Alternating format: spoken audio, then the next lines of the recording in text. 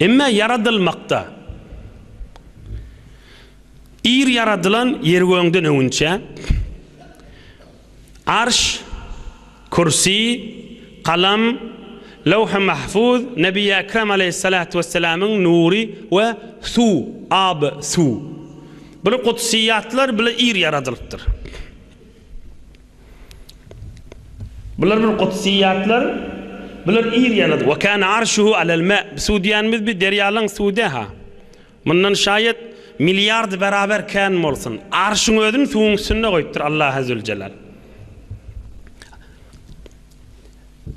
Arş, kursi, kalam, lawh-ı mahfuz, su, Nebi Ekrem aleyhissalatu vesselam'ın nuri.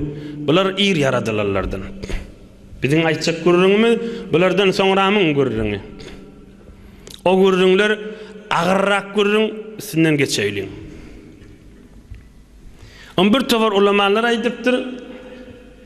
وقيل إن الله تبارك وتعالى خلق البيت العتيق على الماء على 4 أركان قبل أن يخلق الدنيا ب1000 عام ثم دحيت الأرض من تحته كذا في تاريخ التبري. Bir tovar ulamalar aýdýar, yerwöň yaradylmagyndan 2000 ýyl önçe Allah azze ve celal suwuň üstünde 4 paýa bilen Käbäni yaratdy diýip. 4 paýaly, 4 sütünli Käbäni suwuň üstüne goýdy. O soňram yer ýaýradylanna Allah azze ve celal yaradanny Käbäň eteginden ýaýratdy diýip de bir de bir danışman da İslamlaryň aýdan kefide. Musulmanlaryň ulamalarynyň aýdan kefi. Arş, kursi, lawh, kalam, Nebi Ekrem'in nuri, su bulardan soňram Beytul Atiq Käbäni yaratdy we 4 paýaly suwuň üstüne goýdy. O soňram keşmal Käbe. İzarlasaňyz, tahqiq etseňiz görersiňiz ya odaly eşitensiňiz. Käbäň eteginiň gyzgyrlygy we Käbäň eteginde yeriniň etegi. Yeriniň etegindäki kudratly yeriň başga yerinde ýok diýip. Muny zemin şenaslar we jografiydalar muňsyny görüň etýändirler. Men muňsyny girjekdäl. Käbäň eteginiň joşguny we kudraty ýanygyny yeriň başga yerinden fark etýär diýip.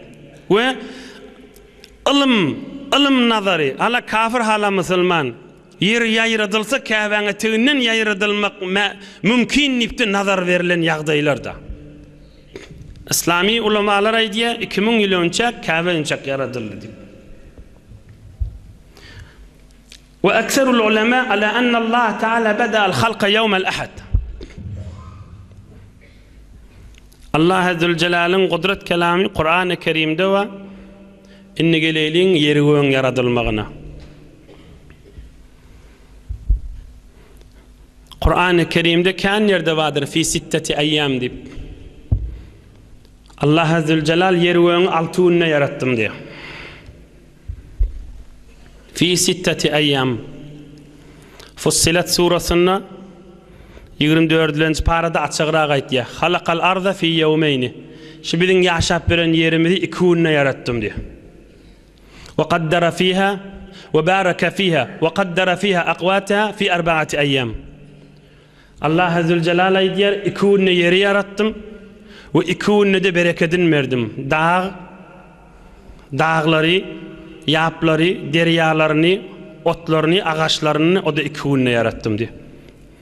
4 ayyam sawa'an lis-sa'ilin. Sonra yerlere jogap aýdagy diýipdir Hudaý Taala. Yeri kamil 4 günde yarattım diýär. Metni Kur'an-ı Kerim Allah azze ve celal'ın kudret kelamıda. Yeri 2 günde yarattım diýär. Ve qaddara fiha ve baraka fiha ve qaddara fiha aqwataha fi 4 ayyam. Oham yerin dağlaryny, ýaplaryny süýji edip deryalar akmansaň onu şor edip, anqymaryaly, porsimaryaly we yerin aralaryna akýan suwlar süýji edip, o akarsuw süýji bolsa porsimiýe, anqymiýe, islenmiýe. O Allah azze ve celal'ın we beýleki zemin şenaslary iki müňlerçe zady, belki milyonlarça zady yer tanıýarlar biz bilemiz diýip aýdýarlar. Inni häzir bu gadar yerler keşfedilipdi. Bu görünler juda öz başyna görünür. On köpler aytdi Allah Azze Celal yeri yekşemme ve döşemme gün yarattı dip. Yekşemme ve döşemme günü. Seşemme bilen çarşemme de dağlarını, deryalarını, düzlerini ve bağlarını yarattı dip. فَقَضَاهُنَّ سَبْعَ سَمَاوَاتٍ فِي يَوْمَيْنِ وَأَوْحَى فِي كُلِّ سَمَاءٍ أَمْرَهَا. Şu okuyup duran ayetlerim Sad surasının ahirde ha. Yani Hazreti Adam'ın gurrunu anırdan başlap hizmetinize yetireyin, ilminiz kamil olur yani. Qisqarak aydıp baryanım şonun için. Allah Zülcelal aydiyer asmanını iki günde yarattım deyip. Seba semavat fi yevmeyni.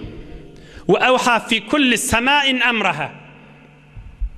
Ve her göğün asmanın, her göğün yedigat asmanın feriştelerini, ayını, güllerini, seyyarelerini, setaralarını, yıldızlarını şu iki günde yarattım diye.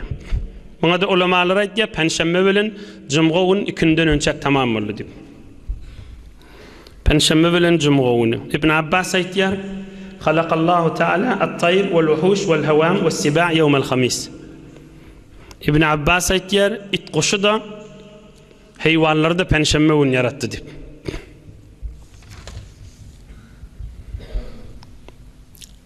Yer yaradıldı. Yerin yere bereket verildi. Yürüymäge yarayan, ekilmäne yarayan, şuma halkı bereketli yer, insanın ihtiyarına duran yer. Asmanlar yaradıldı iki günne. Evvel yer yaradılıptır, sonra asman yaradılıptır. Evvel paya, şibi yer bolansan şifte hesap, paya hesap. Evvel yer, sonra asman. Asmandan sonra asmanın feriştelerini, aygulları yaradılıptır. Ferişteler nurdan halk boluptur. Ve cılları vel canne halaknahu min qabl. Cını Adam'dan, Hazreti Adam'dan önçak yaradıptır Allah Azze Celal. Ve cını tüsseli yantıran oğattan yaradıptır. Feriştenin nurdan halk ediptir. Ve cını yantıran tüsseli oğattan yaradıptır.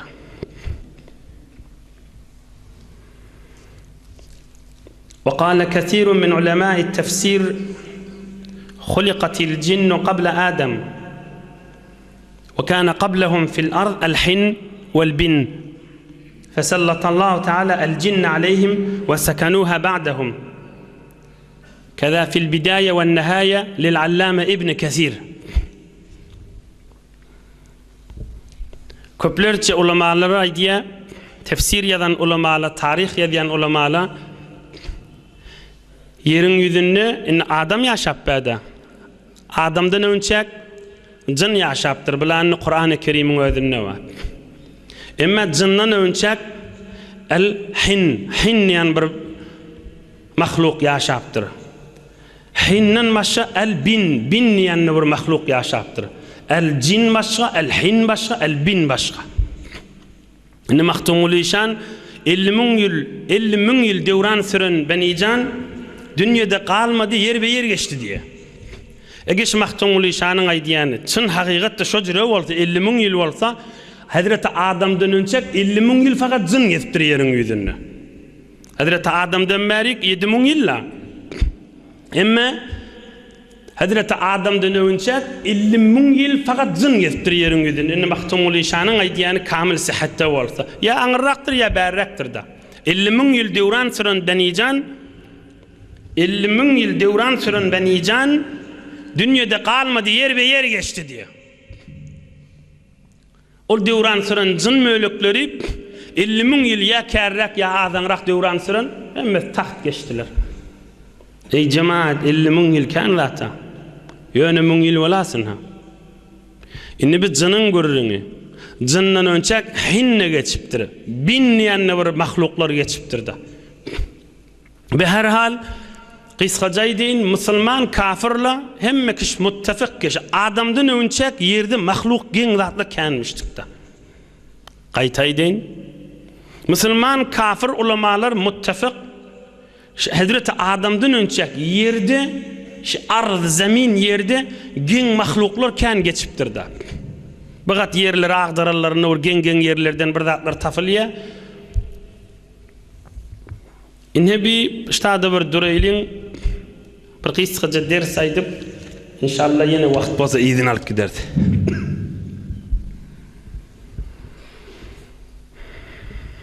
Ağır gururunla, adam başaylanyan gururunla. Onu da ölüm millet umumrağa, zenane erke adam, savatlı, savatsız düşünür yalı deyip, giyinrağa edip, Huday verdiğinden yazıp katmadığını yetirdik.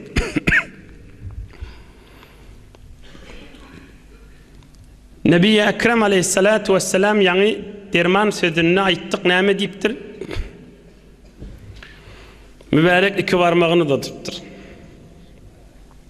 Men menen kıyamadın arası ine şicire deyiptir. Arada zat yok yakınacak deyiptir. Ine kıyamet geldi deyiptir. İn kıyamadın ulqan alamatın bir ki Nebi Ekrem aleyhisselam peygamberlik verilip dünyadan geçmegi da. Peygamberimiz dünyadan geçti. Şundan merik ulamalar hewe yine kıyamet geldi de yine kıyamet geldi deyip duruşu da. Yani Peygamberimiz aleyhissalatu vesselam'ın derman zamanının övünçek ders aşı. Ey cemaatler zamanları geçiptir. Mün yıllen geçiptir ha zamanlar. Geçen Thomas geçen kışta ha. 100 yıllar ha. Mün yıllen geçiptir zamanlar.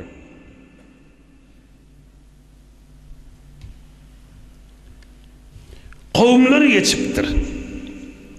Padişahlar geçiptir. Tacirler geçiptir. Kervane yapışıp anrik barik gidip musafirler geçiptir. Şimdi Nebi Ekrem aleyhissalatu vesselam'ın öz mübarek devrinin taşıma halkı 30 mübarek tefsirde mübarek mescidin içine derman kepleri eştivatiyiniz. Şu az zamanın içine kavimler geçiptir. Davalar oluptur. Zalimler geçiptir. Mezlumlar geçiptir, ağlak geçiptirler. Abıtlar geçiptir. Pirler geçiptir.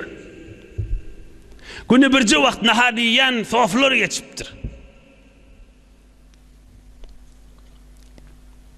Giyiciler Allah'ın aşkına 40 gün içeri uyku gözüne gelmeyeni yatika öz oturup 40 gün 50 gün içeri gözünün zımmıdıl olup Allah'ın aşkına evliyalar geçiptir. Bir tovarlarının gözünün zımmıdılmıştık da gözlep bilmeyemiştik hiç kimin hayvatından. Gözünün karasının devri zımmıdılmıştık da. O zor bir yatçıkka olup olan ağzını ökünmeyene hiç kaytimidin ecazamız yoktur şeriatta. Onun öz ihtiyarlarından çıkağılı yüreğine bir ışık düşüğülüp uyku gidiptir gözlerinin. O bir tofar günahın içinde geçiriptirler. Zulmün içinde geçiptirler. Elinin elini kaygırmanı zulmeden adamları geçiptir, padişahları geçiptir. Ve hemmeti de amalına çalışıp yatıyorlar da. Hemmesi de amalına çalışıp yatıyorlar. Bir gün Hazreti Ebu Bekir Sıddık radıyallahu teala anha bir adam aydıptır da okuyayım. Wallahi ya Ebu Bekir la asubbenneke sabben yedhulu ma'ake kabreke. Ebu Bekir Sıddık bilen sene men molttur. Ohamu taraf aydıptır. Ey Ebu Bekir deyiptir. Sana bir ağzıma gelen kepler aydarın deyiptir. Kabrına girer var yançan deyiptir. Sana bir kepler aydarın deyiptir. Lepsin içinden geçip kabrına gidersen menen deyiptir. Hazreti Sıddık Ekber name deyiptir. Nebi Ekrem'in dostu name deyiptir. Nebi Ekrem'in qarda yoldaşı name deyiptir. Oğlulluktan bile ululan Ebu Bekir Sıddık name deyiptir. Mübarek otokda Hazreti Ayşe'nin otogunda Peygamberimizin kucağında yatan Ebu Bekir Sıddık näme diptir. Bel yedhulu ma'aka kabraka ve la yedhulu ma'iya kabri. Näme sevsen, näme keplesen öz kabryna girer, men kabryma girmer diptir. Bel yedhulu ma'aka kabraka la yedhulu ma'i kabri. O taraf aydıptır, sana bir kepler aydeyin, kabryna girsin diptir da. Menin kabryma girmer, öz kabryna girer, özüň menen bile diptir. Öz etjek işin, öz amalyň men kabryma girip Hudaý menden sorajakmy onu dipdir. Olar da geçip gittiler. Sevgenne sevilmedik de, uranna urulanna. O heme ýagdaýda da şeýle. O bodarrak keplep, özü bergilli bolsa özün algyly kököderler de geçip gitti. Özü bergili adam ha. Ýöne bir form keplemen uğurlaryny bilýär. Bir neçe kanunlardan haberi var. Özünü bergili adam özün algyly kököderler de geçip gidipdir. Alıp bilsen alaga halancan asmany yere indiraga diýerler geçip gidipdir. Bar yirek gitsen şoňa git diýip laqqallak gülüp duran zalimler geçipdir. Kim aýtsan şoňa direk barsaň şoňa bar diýip elinde baryň aýama asman ýeri indiraga diýerler geçip gidipdir. Gurçuga şam bolupdyrlar. Amalyna çöleşip batylar. Her kim öz eden amaly özüni bilen bile kabryna salyp gidipdirler. Ene ýan kız Ebu Bekir Sıddık'ın aýdan sözü de men kabryma girmer dipdir. Öz kabryna girer dipdir. İçinden na geçirdim on diye de bir tofarlary. İçinden geçmer, öz kabrynyň içinden geçer. Öz içinden ok bolup kıyamatda turar. Gördü içinde ok ba, tir ba. O tir haýsy özüniň bija aýdan kepleri. Onumun anjydallary. Tarafy kömekçisi ýokmy kadip, tarafyň kömekçisi ýok diýip de adamlardan kömekçisi ýok da bolsa yaradan eýesi bar ahim. Näjire şu urun dersinden geçip gideýli. Arş, kursi, kalam yaradylşyndan başladyk täşi mahala oturuşymyzda giňlikden bir aýtdyk. Ya oturayliň fakat bir giň ahbar eşdiýän ýanyk bolup, "Bä şeýle bolupdyr, ha şeýle bolupdyr, beýle bolupdyr, ha beýle bolupdyr" dersiz geçsek Allah istemedi onu. Ders almaly bu manalardan. Yeriň ýüzünde jyn 50 000 ýyl döwran suranmaly bolsa. Hazreti Adam'dan Meryem'e 7 000 ýyl, 6 000 ýyldan geçipdir. 50 000 ýyl jyn suranmaly bolsa, ondan önçekde bir ulamalyň aýtýany el-hin, el-bin olur ba bolsa, döwürler geçipdir. Azajyk zamanyň içinde geçip bässe. Ine kıyamet kopdy ha kopdyň üstünde de. Emme kişi musulman kafir bilýär. Bu dünýäň bir wurrunlara başy dünýäň şu mahal bolup duran ýagdaýynda. Öz ýekiji otogymyzdan tutun, dünýäň o tarafyndan o tarafyna barýança.